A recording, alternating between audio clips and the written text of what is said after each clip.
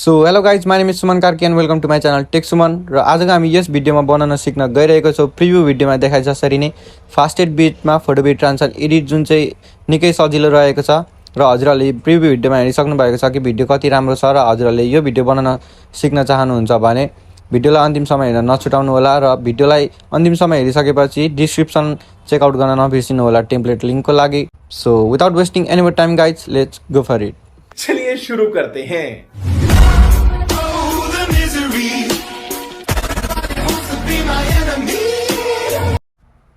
So सबैभन्दा सुरुमा हामीलाई यो भिडियो बनाउनको लागि दुईवटा एप्लिकेसनको जरुरत हुनेछ। फर्स्ट वान इज क्यापकट र सेकेन्ड वान इज टिकटक। हजुरहरूले यो दुईवटा एप्लिकेसन प्ले स्टोरबाट सजिलैसँग भेटेर डाउनलोड गर्न सक्नुहुनेछ। र दुईवटा एप डाउनलोड गरिसकेपछि भिडियोलाई अन्तिमसम्म हेरेर डिस्क्रिप्सन चेकआउट गर्न नबिर्सिनु होला टेम्प्लेट लिङ्कको लागि। हजुरहरूले डिस्क्रिप्सनमा चेकआउट गरिसकेपछि यसरी टेम्प्लेट लिङ्क भनेर भेट्नुहुनेछ। सिम्पली हजुरहरूले त्यहाँनिर क्लिक गर्नु होला। लिङ्कमा क्लिक गर्ने बित्तिकै हामी यस्तो इन्टरफेसमा आउनेछौँ, मिस्टर सरकार एडिटर भन्ने टिकटक आइडीमा। र अब हामी माथि दिएको क्यापकट फ्री भिडियो एडिटरमा क्लिक गर्नेछौँ र छिटोभन्दा छिटो युज टेम्प्लेट इन क्यापकटमा क्लिक गर्ने प्रयास गर्नेछौँ। र अहिले यो आएको छैन, सिम्पली हामी ब्याक जानेछौँ र फेरि त्यही क्लिक गरेर युज टेम्प्लेट इन क्यापकटमा छिटोभन्दा छिटो क्लिक गर्नेछौँ। र क्लिक गर्ने बित्तिकै हाम्रो युज टेम्प्लेट भनेर यस्तो इन्टरफेस आउनेछ। यस्तो इन्टरफेस आइसकेपछि अब हामी राइट साइडको कर्नरमा रहेको युज टेम्प्लेटमा सिम्पली एकचोटि क्लिक गर्नेछौँ। युज टेम्प्लेटमा क्लिक गरिसकेपछि अब हामी फोटो सेक्सनमा जानेछौँ।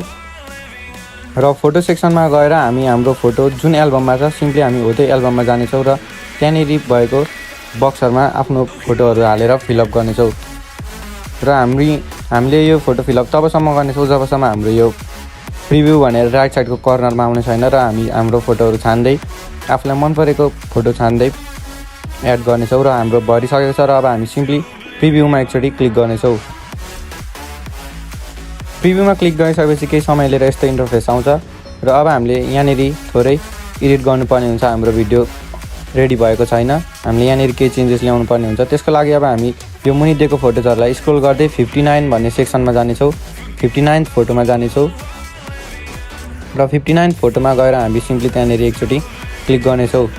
र फेरि एकचोटि क्लिक गरेर रिमुभ ब्याकग्राउन्डमा क्लिक गर्नेछौँ। हामीले हाम्रो फोटोको ब्याकग्राउन्ड रिमुभ गर्ने हुन्छ, त्यसको लागि रिमुभ ब्याकग्राउन्ड भन्ने हुन्छ, हामी त्यहाँनिर क्लिक गर्नेछौँ।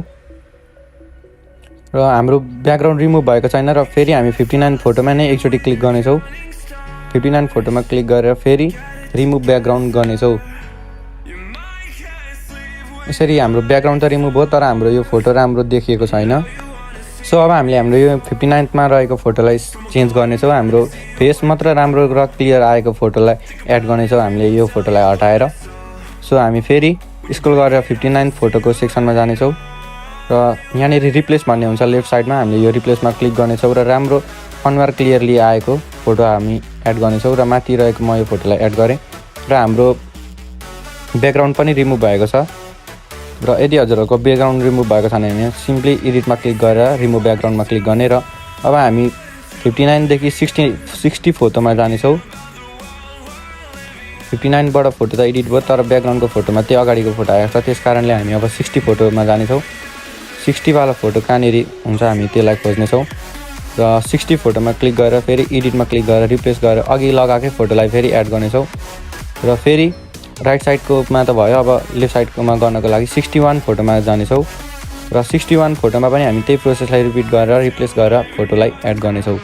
यति गरिसकेपछि हाम्रो भिडियो एडिटिङको प्रोसेस कम्प्लिट भएको छ र हाम्रो सिम्पली टचेसमा नै हाम्रो भिडियो फाइनली एडिट भएको छ र एकदम पर्फेक्टली एडिट भएको छ। र अब हामी यो भिडियोलाई सेभ गर्नको लागि राइट साइडमा दिएको एक्सपोर्ट भन्ने सेक्सन हुन्छ, बक्स हुन्छ, हामी त्यसमा क्लिक गर्नेछौँ। र हामीले यो भिडियोलाई वाटरमार्क बिना सेभ गर्नको लागि मुनि save and share to TikTok भन्ने हुन्छ, हामीले यसमा क्लिक गर्नुपर्ने हुन्छ र हाम्रो भिडियो वाटरमार्क बिना सेभ हुन्छ। र हामी एकचोटि यहाँ 1080pमा क्लिक गरेर यसको स्मार्ट एसडिआरलाई अन गर्नेछौँ। यहाँनिर लेफ्ट साइडमा रहेको 1080pमा क्लिक गर्ने र यो स्मार्ट एसडिआरलाई अन गर्ने र 720p छ भने 1080p बनाइदिने र भिडियोलाई सेभ गर्नको लागि save and share to TikTok भनेर सेभ गर्ने। यदि गरिसकेपछि केही समय लिएर 100% भएपछि हाम्रो भिडियो ग्यालरीमा सेभ हुन्छ र हामी यो भिडियोलाई विभिन्न सोसल मिडिया प्लेटफर्ममा अपलोड गरेर मिलियन्स अफ भ्युज र मिलियन्स अफ लाइक कमाउन सक्नेछौँ। सो आजको लागि यति नै। भिडियोलाई अन्तिमसम्म हेरिदिनु भएकोमा धेरै धेरै धन्यवाद। च्यानलमा नयाँ हुनुहुन्छ भने don't forget to subscribe my channel. अर्को भिडियोमा भेट हुने नै छ, तबसम्मको लागि bye bye, take care, see you. जय नेपाल।